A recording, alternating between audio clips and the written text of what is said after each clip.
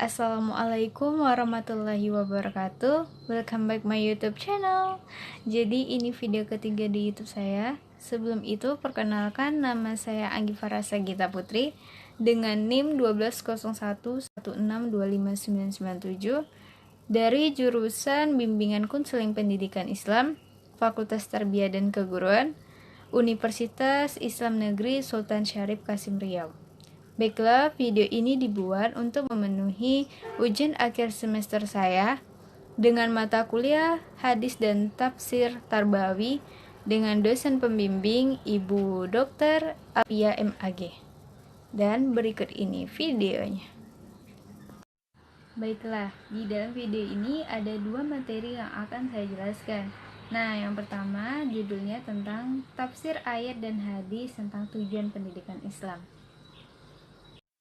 Nah, yang pertama terdapat dalam surat Az-Zariyat ayat 56 yang berbunyi Bismillahirrahmanirrahim. Wa ma khalaqatul jinna wal insa illa liya'budun. Artinya, dan aku tidak menciptakan jin dan manusia, melainkan agar mereka beribadah kepadaku.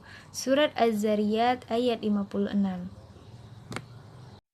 Dan hadisnya, An Ibnu Abbas radhiyallahu anhu qala Rasulullah sallallahu alaihi wasallam, may yuridullahu bihi khairan yufaqahu fid dini wa innama ilmi bata'allum.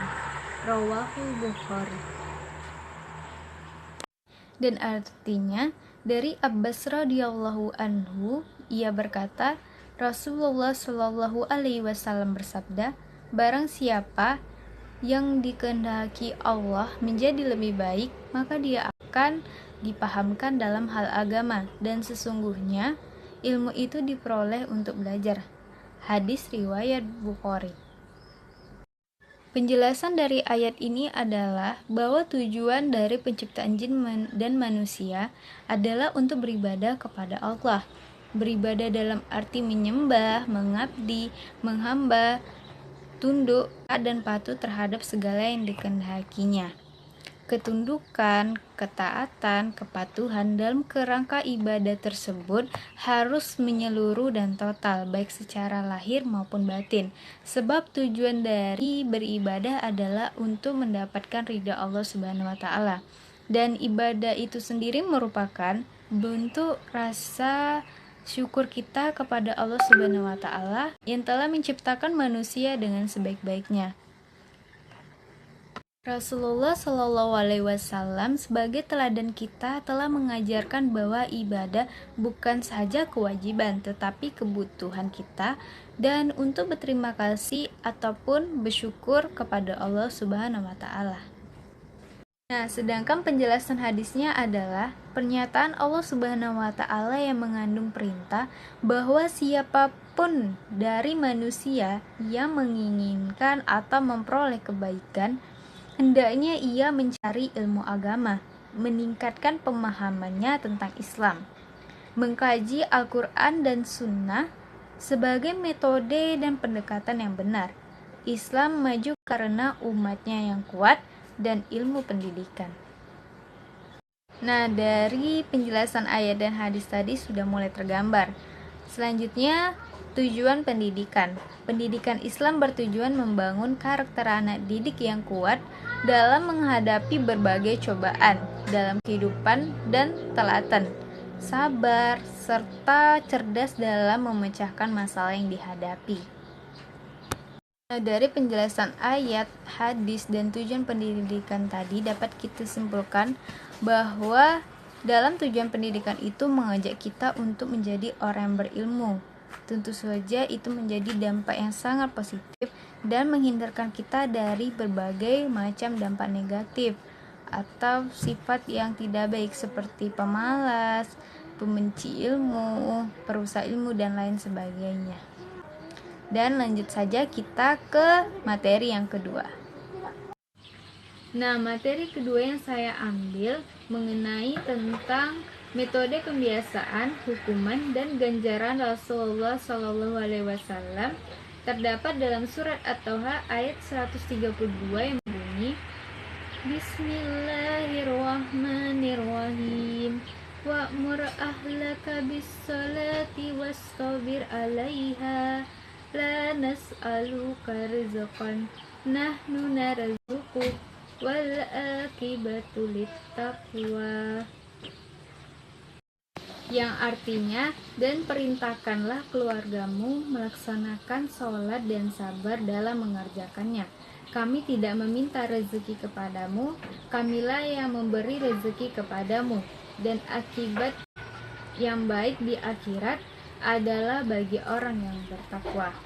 Al-Quran Surat At-Taha ayat 132. Hadisnya yaitu An Amri ibn Su'aib an Abi an jadihi qala Rasulullah sallallahu alaihi wasallam muru abna'ukum bis-salati li sab'i sinina wadribuhum 'alaiha li asri sinina quriku bainahum fil madaji. Rawahul Ahmad.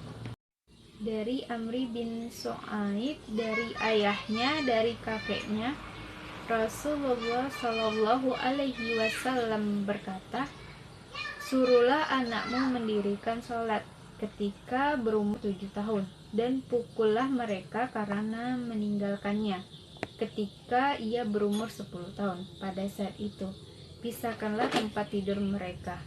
Riwayat hadis Ahmad. Penjelasan ayatnya adalah, ayat ini merupakan pengingat bahwa selain memperhatikan ibadah diri sendiri, seseorang juga memperhatikan ibadah keluarganya. Ayat ini juga mengisyaratkan bahwa menjaga kualitas diri sendiri dan juga kualitas sholat keluarga adalah perkara yang berat, karena Allah Subhanahu wa Ta'ala mengingatkan kita agar bersabar dalam hal tersebut. Dan salah satu faktor yang dapat terus menjaga kesabaran kita dalam hal ini adalah dengan mengingat tingginya kedudukan ibadah sholat di sisi Allah Subhanahu wa Ta'ala. Penjelasan hadisnya adalah, hadis di atas menginformasikan beberapa hal. Yang pertama, orang tua harus menyuruh anaknya mendirikan sholat mulai saat berumur 7 tahun. Yang kedua, pada saat umur 10 tahun ternyata sang anak meninggalkan sholat, maka orang tua boleh memukulnya. Yang ketiga, pada usia 10 tahun itu juga pisahkan kamar antara anak laki-laki, perempuan, dan kedua orang tuanya. Sebagai seorang teladan, Rasulullah Shallallahu Alaihi Wasallam menggunakan metode pembiasaan dalam rangka untuk membiasakan dirinya agar selalu dalam kebaikan dan ibadah. Rasulullah mengajarkan akhlak dan menanamkan pola berpikir melalui kebiasaan yang dilakukan secara berulang-ulang.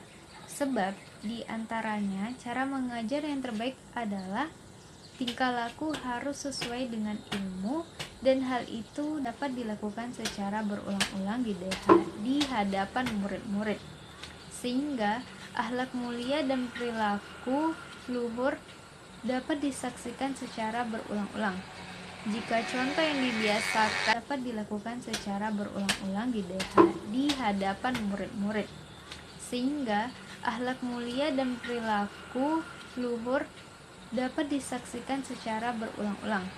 Jika contoh yang dibiasakan dapat dilakukan secara berulang-ulang di hadapan murid-murid, sehingga akhlak mulia dan perilaku luhur dapat disaksikan secara berulang-ulang.